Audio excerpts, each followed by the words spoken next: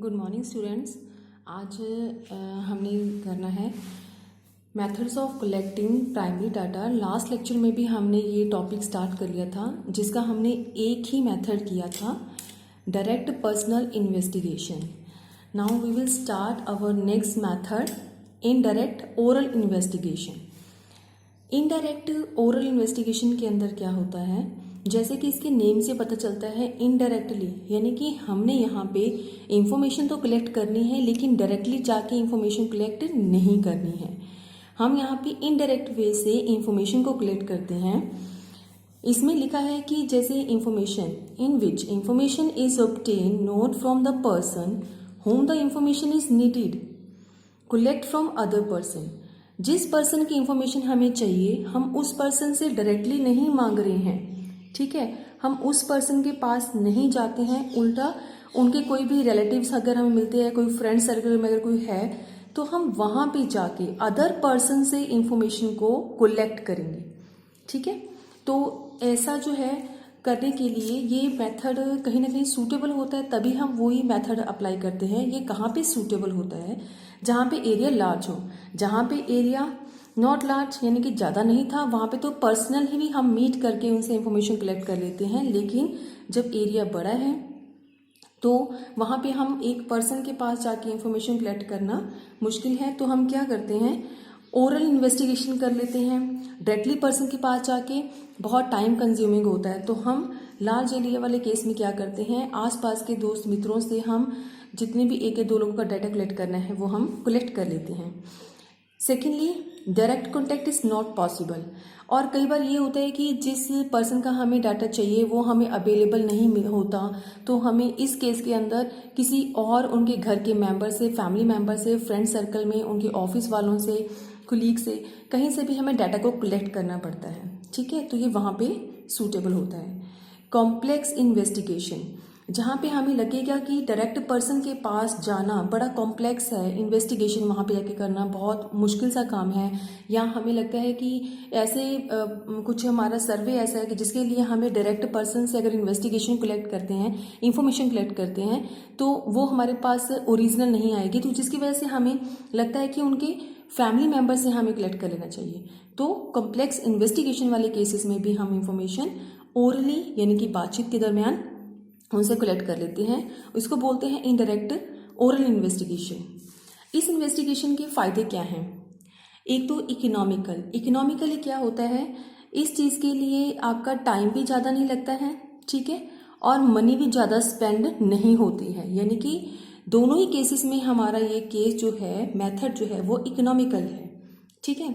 Expert opinion मतलब कि यहाँ पे अगर हमें लगता है कि इंफॉर्मेशन किसी ऐसे पर्सन से कलेक्ट करनी चाहिए जो उस इंफॉर्मेशन को देने के लिए टोटली एक्सपर्ट हो, यानी कि कई बार क्या होता है कि एक पर्सन जिसके बारे में इंफॉर्मेशन कलेक्ट करनी है वो ज़्यादा अवेयर ना हो, ज़्यादा पढ़ा लिखा ना हो, तो उनको ज़्यादा नॉलेज ना हो, तो हम उसके साथ वाले फ्रेंड सर्कल से या रिलेटिव से हम इंफॉर्मेशन लेना ज़्यादा पसंद करते हैं। तो इसके लिए हमें एक्सपर्ट ओपिनियन चाहिए, सही ओपिनियन चाहिए, जिसके लिए हमें किसी और की हेल्प लेनी पड़ती है। फ्री फ्रॉम बायसेस मतलब कि पक्षपात, यानी कि इसमें कोई पक्षपात नहीं होता है, क्योंकि अगर हम इंफॉर्मेशन किसी से लेनी है तो किसी भी पर्सन को इंफॉर्मेशन यहाँ पे छुपाने की ज़रूरत नहीं है अपने फैमिली मेम्बर के बारे में, जो भी वो लेने के लिए आए हैं जब फ्रेंड सर्कल्स में, तो सिंपली हमें वो चीज़ मिल जाती है जिसको इंफॉर्मेशन को हमें रिसीव करना है। वाइड कवरेज, इसका फ़ायदा ये भी है कि ये बहुत बड़ा एरिया को कवर कर लेता है, ठीक है, इसीलिए इसके मेरिट में है कि वाइड कवरेज एरिया। जिस मेथड के कुछ फ़ायदे हैं, तो डेफिनेटली हर एक मेथड में हमें कुछ ना कुछ उसकी लिमिटेशन, डिमेरिट्स ज़रूर मिलती है। सेम इस केस में भी है कि इसके कुछ नुकसान भी है। कैसे? जैसे अभी हमने करा था कि फ़ायदे में हमारे पास है कि उसको कवर ज़्यादा करता है, लेकिन कवर कर लेता है लेकिन वो लेस एक्यूरेट रहता है।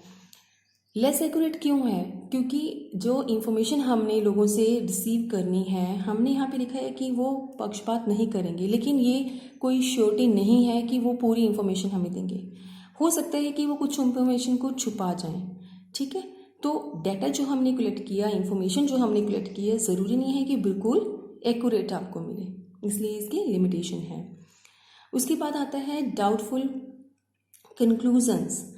कई बार क्या होता है कि जो हमें डाटा प्रोवाइड होता है, हम कभी रिलेटिव से मिलते हैं तो एक या दो पर्सन से अगर हम बात करते हैं तो उनका जो डाटा है, इंफॉर्मेशंस है, मे बी वो डिफरेंट हो, दोनों की व्यूज़ अपने अपने हो, दो पर्सन से हमने डाटा कलेक्ट किया, दोनों का अलग अलग आंसर आ रहा है, तो इट मीन्स क्या हुआ, यहाँ पे डाउटफुल कंक्लूजन पर हम पहुँचते हैं। हमें क्लियर नहीं होता कि जो फर्स्ट पर्सन ने इन्फॉर्मेशन दी है वो सही है या सेकेंड वाले की इन्फॉर्मेशन के ऊपर भरोसा किया जाए।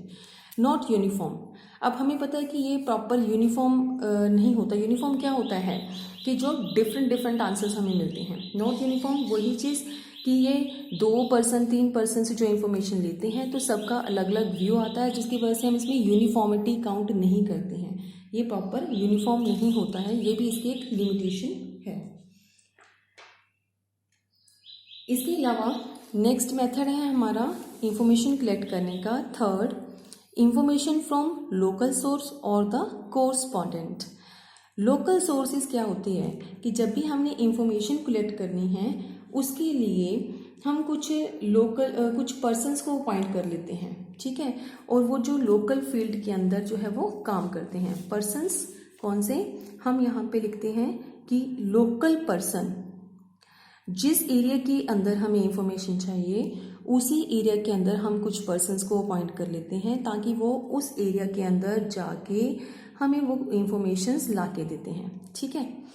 इसको हम कोरस्पॉन्डेंट भी कहते हैं, information from correspondent. Investigation appoints local person at different places to collect information.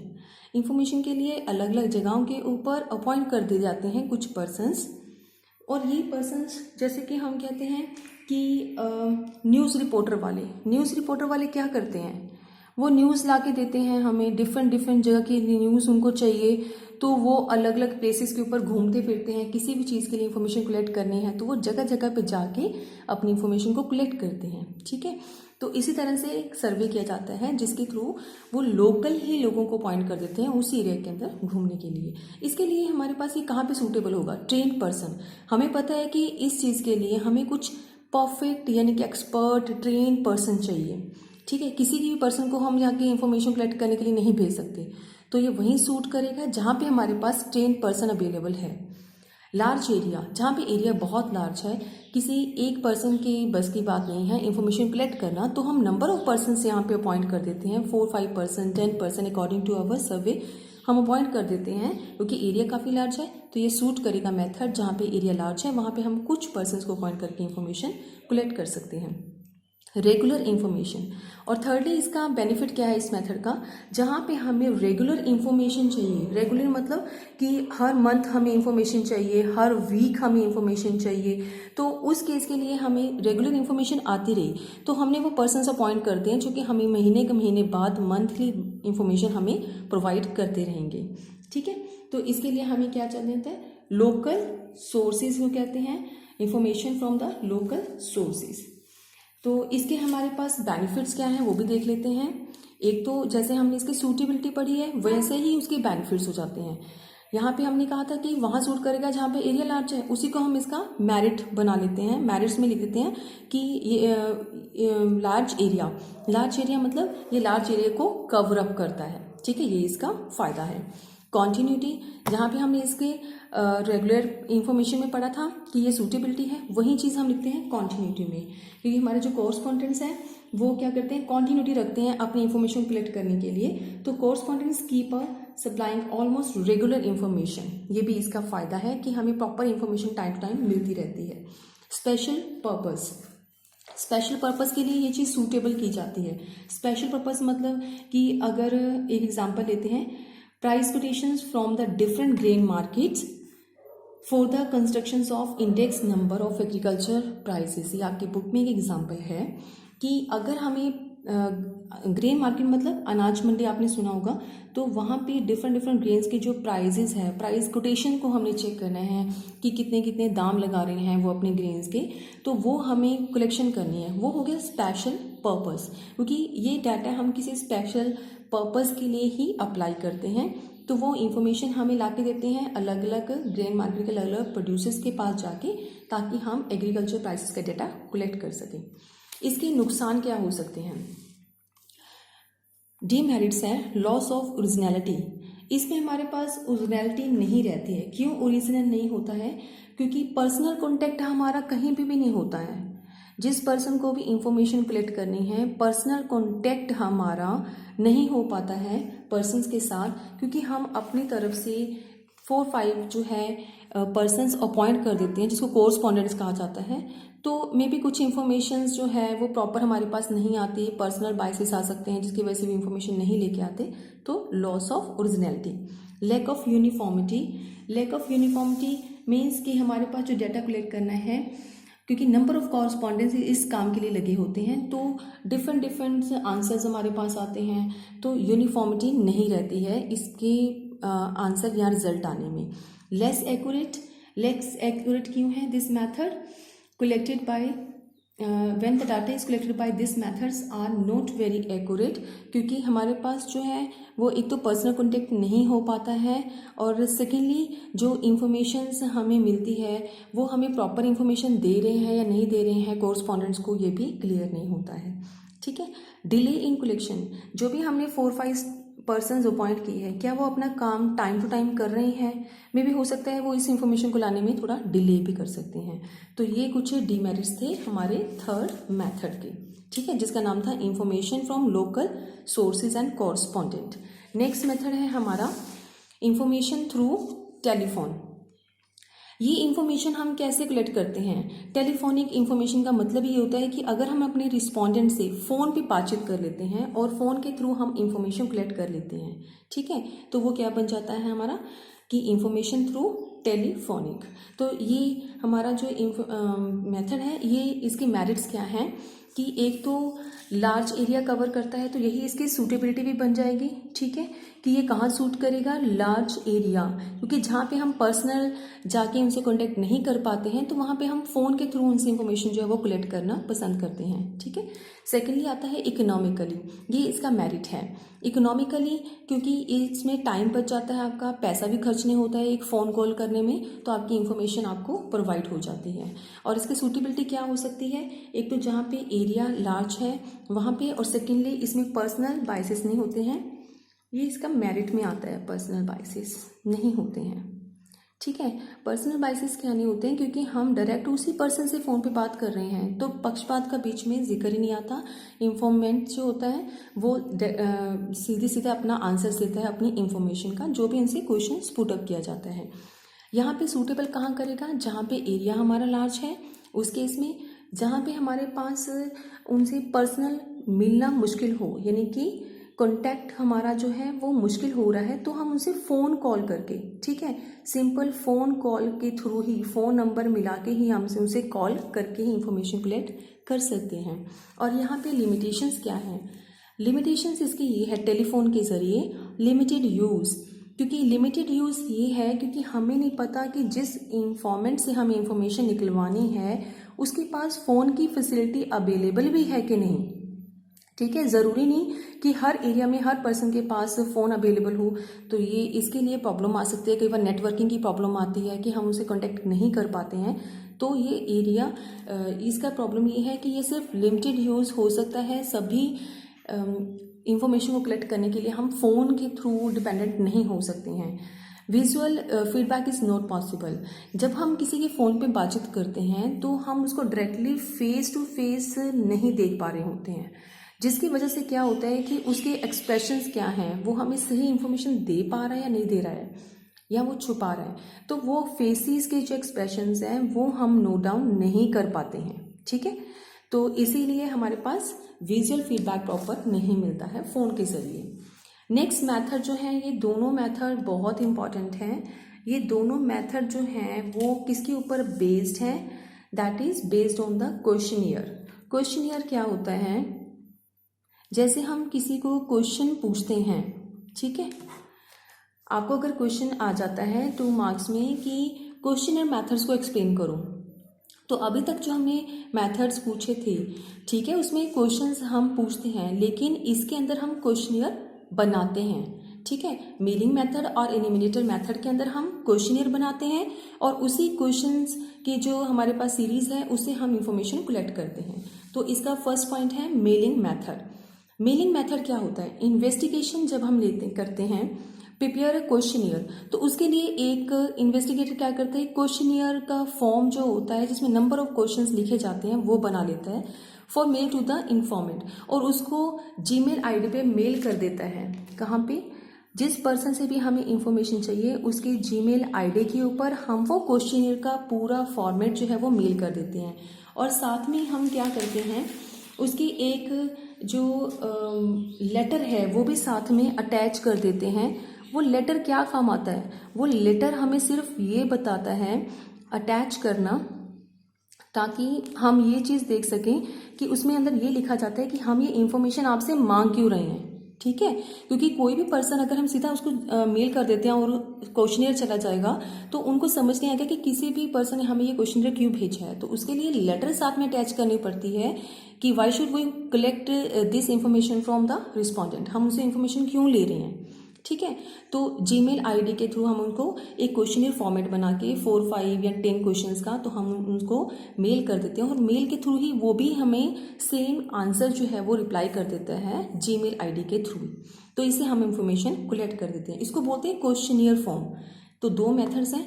इसके लिए एक एग्जांपल ले लेते हैं हम। जैसे कोई भी ऑनलाइन अगर हम शॉपिंग करते हैं, आजकल आपको पता है कि ऑनलाइन का ट्रेंड है, ठीक है। तो ऑनलाइन जब भी आप परचेजिंग करते हो तो परचेजिंग के बाद कई कंपनीज ऐसा करती हैं कि जब आपके पास आइटम पहुंच जाती है ना, तो उसके बाद आपका वो फीडबैक लेने के लिए आपको मेल कर देते हैं। तो इस फीडबैक से आपसे पूछते हैं कि आपको हमारा जो प्रोडक्ट है वो कैसा लगा, आपको हमारा मेलिंग सिस्टम जो है जो आपको ऑनलाइन हमारी जो सेलिंग है तो वो कैसी लगी। इसके रिगार्डिंग कुछ इन्फॉर्मेशंस के लिए वो इसके अंदर मेंशन किया जाता है।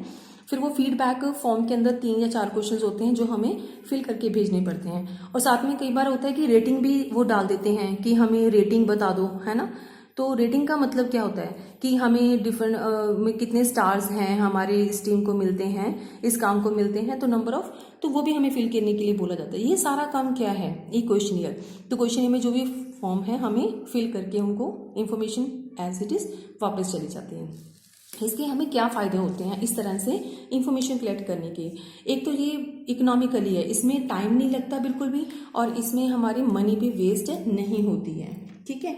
और एक ये इंक्वायरी करने का सबसे बेस्ट तरीका है कि इसमें ओरिजिनल डाटा हमें मिलता है, क्योंकि जिस पर्सन से हमने ऑनलाइन शॉपिंग करवाई है हमें जो भी एग्जैक्ट इन्फॉर्मेशन लगती है तो वो हम सीधा सीधा उसमें फिल करके भेज देते हैं, ठीक है। तो ये हमारा प्रॉपर फीडबैक उनको चला जाता है, जो कि नॉर्मली ओरिजिनल ही लोग फिल कर देते हैं। वाइड कवरेज करता है, क्योंकि जब एक कंपनी का जो क्वेश्चनियर फॉर्म तैयार हो जाती है तो नंबर ऑफ पर्सन्स को वो इंफॉर्मेशन चली जाती है, तो बहुत सारे लोगों से एक साथ हमें डाटा कलेक्ट मिल जाता है। जिससे शॉपिंग करिए तो उसको हमने साथ साथ वो क्वेश्चनियर फॉर्म भेज दिया बाय मेल, ठीक है। तो बहुत सारा एरिया इस मेथड के थ्रू कवर हो जाता है, हमें पर्सनली उनसे पूछना नहीं पड़ता बाय पर्सनली कॉन्टैक्ट करके या फिर फ़ोन के जरिए। इसके कुछ डीमेरिट्स भी हैं, जैसे कि लैक ऑफ इंटरेस्ट। यह लैक ऑफ इंटरेस्ट क्या है कि अगर कोई पर्सन हमारे क्वेश्चनियर को रीड ही नहीं करता, इंटरेस्ट ही नहीं देता, उनके पास टाइम ही नहीं है, ठीक है, तो वो हमारा जो ये मेथड है वो यूज़फुल नहीं रहता, वो हमारा ख़त्म हो जाता है उसका यूज़, क्योंकि कुछ पर्सन उसको पढ़ते ही नहीं है, ठीक है। फीडबैक देना तो दूर है, वो उस चीज़ को रीड ही नहीं करते हैं। लिमिटेड यूज़ मतलब कि इसके अंदर की कुछ पर्सन उसको नहीं रीड करते हैं। तो जैसे कि कोई एजुकेशन का बीच में प्रॉब्लम आती है कि आंसर्स हमने देने हैं, only by the educated informants can give the answer to the questions. तो अगर वो एजुकेटेड नहीं है तो इट मीन्स क्या हो गया कि पर्सन्स हमारे क्वेश्चंस का आंसर नहीं दे सकता, इसलिए लिमिटेड यूज़ ही होता है। लेस एक्यूरेसी, इसके लिए हम कहते हैं कि एक्यूरेट हो ये ज़रूरी नहीं है, एक्यूरेट आंसर्स में नॉट बी ऑफर्ड। कई बार क्या होता है, क्वेश्चन ईयर बड़ा डिफिकल्ट हो जाता है, उनको क्वेश्चंस का मतलब ही समझ नहीं आता कि क्या कह रहे हैं। तो अगर क्वेश्चंस का मतलब समझ नहीं आता तो हम अपने क्वेश्चन ईयर को चेंज तो नहीं कर सकते। We never change the questionnaire format by mail. तो वो क्या होता है कि उसमें हमें एक्यूरेट आंसर नहीं आते, डिफिकल्ट लगा, उन्होंने कई बार येस या नो कर दिया without know the actual meaning of the question. ठीक है, तो लेस एक्यूरेसी इस कंसेप्ट के अंदर रहती है। इसके बाद आता है एनिमिनेटर मेथड। इन्यूमिनेटर मेथड भी क्वेश्चन मेथड का एक मेथड है, ये भी बहुत इंपॉर्टेंट है। इसके अंदर हम एक इन्यूमिनेटर अपॉइंट करते हैं, जो भी इन्वेस्टिगेटर है वो एक इन्यूमिनेटर को अपॉइंट करता है। ठीक है, तो enumerator fill a questionnaire himself after seeking information from the informant. Informant से वो क्या करता है, इंफॉर्मेशन कलेक्ट कर लेते हैं और खुद ही फिल करते हैं। ठीक है, they put the questions intelligently to obtain accurate information, और वो अच्छे इंटेलिजेंटली तरीके से इंफॉर्मेशन का जो कलेक्ट करके उसको क्वेश्चनियर में फिल करते हैं। अब इस तरह के क्वेश्चनियर में क्या है, एक तो इन्यूमिनेटर की डायरेक्ट उनके साथ कांटेक्ट हो जाता है। ठीक है, डायरेक्ट कांटेक्ट करते हैं और कांटेक्ट करके वो जो भी क्वेश्चनियर्स के फॉर्म है उसके क्वेश्चंस पूछते हैं, बट वो फिल खुद करते हैं। क्वेश्चन नंबर 1, 2, 3, 4 जो भी आंसर्स हैं वो रिस्पोंडेंट से पूछ के फिल खुद करते हैं। कौन? इन्यूमिनेटर। इस केस में ध्यान रखना कि इन्यूमिनेटर जो होता है वो इन्वेस्टिगेटर नहीं होता है। इन्वेस्टिगेटर और इन्यूमिनेटर में क्या फ़र्क है, एक एग्जांपल लेके मैं आपको समझाती हूँ। जैसे कि हमारे इंडिया की पॉपुलेशन का हम हर 10 ईयर्स के बाद सेंसस मेथड के थ्रू जो है वो पता करते हैं। सेंसस क्या होता है? जनगणना करना। तो पॉपुलेशन की अगर हमें गिनती करनी है, हमारी कितनी पॉपुलेशन है इंडिया के अंदर, तो इसके लिए सेंसस मेथड किए जाते हैं। तो गवर्नमेंट जो है वो इस चीज़ का जिम्मा लेती है। ये सेंसस मेथड कौन करवाता है? हमारी गवर्नमेंट करवाती है। तो उन्होंने यहाँ पे इंफॉर्मेशन कलेक्ट करनी है इंडिया की पॉपुलेशन के बारे में। तो मेन इन्वेस्टिगेटर कौन हो गया यहाँ पे? गवर्नमेंट कौन है? इन्वेस्टिगेटर। ठीक है, इन्वेस्टिगेटर। और इंफॉर्मेशन जो है वो इसके लिए कौन किसको अपॉइंट करते हैं? एन्यूमिनेटर को।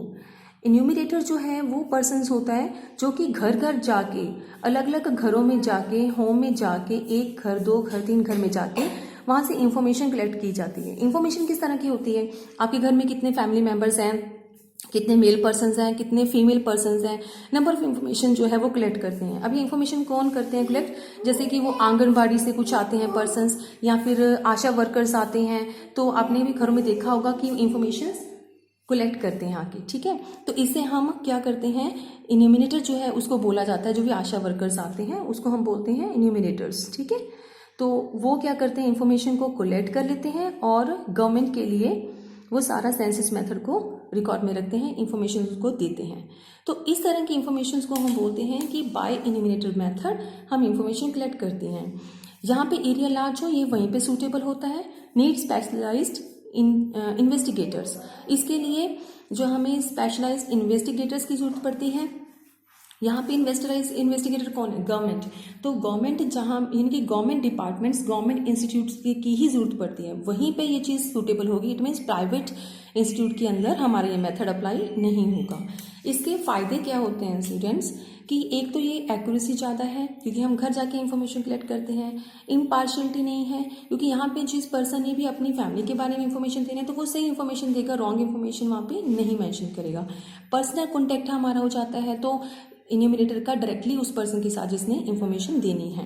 और कंप्लीटनेस हो जाती है। इसमें ये नहीं है कि मेलिंग मेथड के थ्रू हमने वो क्वेश्चनियर फॉर्म भेज दिया और उनमें से कुछ पर्सन्स ने फॉर्म फिल कर दिया, फीडबैक दे दिया और कुछ पर्सन से फीडबैक नहीं दिया। ऐसा नहीं होता क्योंकि इन्यूमिनेटर डायरेक्टली कॉन्टैक्ट करता है उसी घर के फैमिली मेम्बर से जिनसे इंफॉर्मेशन चाहिए।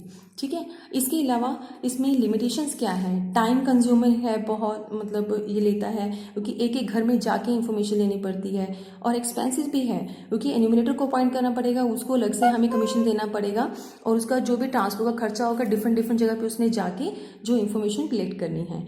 Not suitable for private investigation.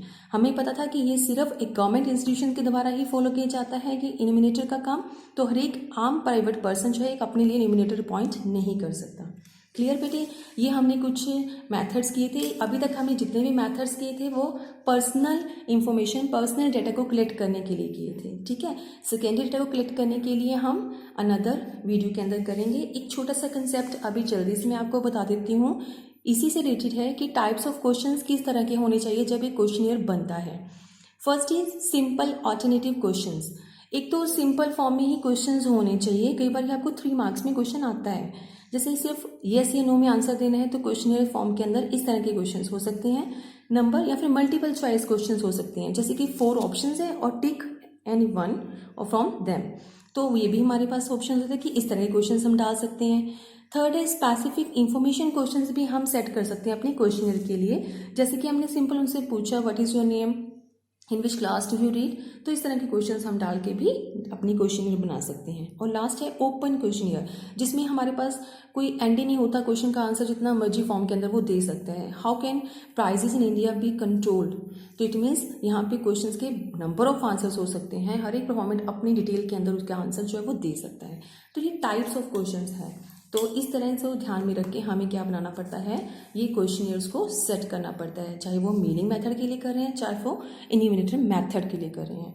तो अभी तक का टॉपिक हम खत्म करते हैं। इतना स्टूडेंट्स आप एक बार रिवाइज कर लेना chapter number 2 up two methods of collecting primary data. Next वाला हम नेक्स्ट वीडियो में करेंगे। बाय।